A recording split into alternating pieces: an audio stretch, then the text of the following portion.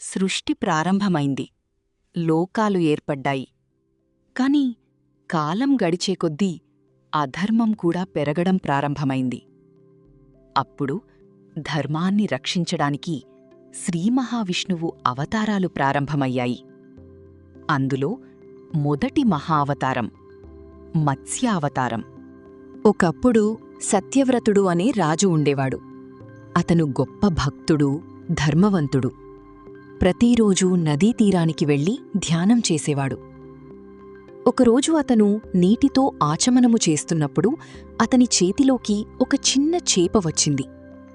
ఆ చిన్న చేప భయంతో వణుకుతూ రాజుతో ఇలా చెప్పింది: రాజా, నన్ను రక్షించు, పెద్ద చేపలు నన్ను తినేస్తాయి అని.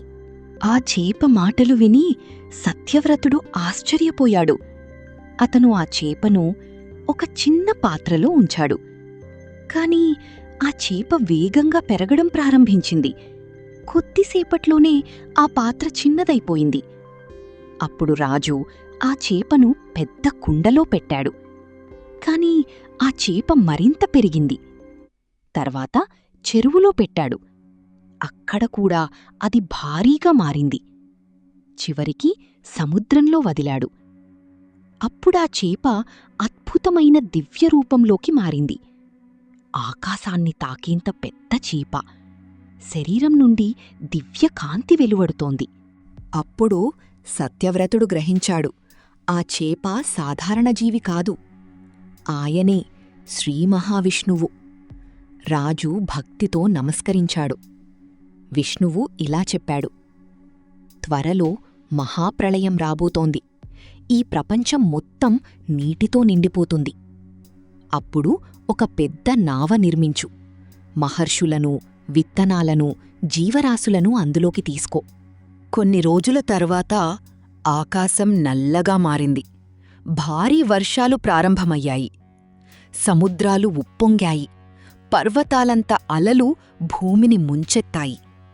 ప్రపంచం మొత్తం నీటితో నిండిపోయింది. సత్యవ్రతుడు మహర్షులతో కలిసి ఆ నావలో ప్రయాణిస్తున్నాడు. అప్పుడు మహామత్స్యరూపంలో విష్ణువు ప్రత్యక్షమయ్యాడు. ఆ దివ్య చేపకు బంగారు కొమ్ము ఉంది. వాసుకీ నాగునితో నావను ఆ కొమ్ముకు కట్టారు. మహాసముద్రంలో విష్ణువు ఆ నావను రక్షించాడు. ఆ విధంగా మత్స్యావతారం ద్వారా విష్ణువు సృష్టిని కాపాడాడు.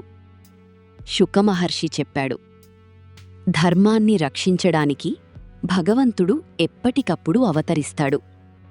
గంగానది ఒడ్డున పరీక్షిత్ మహారాజు ఆ దివ్య కథను మౌనంగా వింటున్నాడు. ఇది మత్స్యావతారం రహస్యం.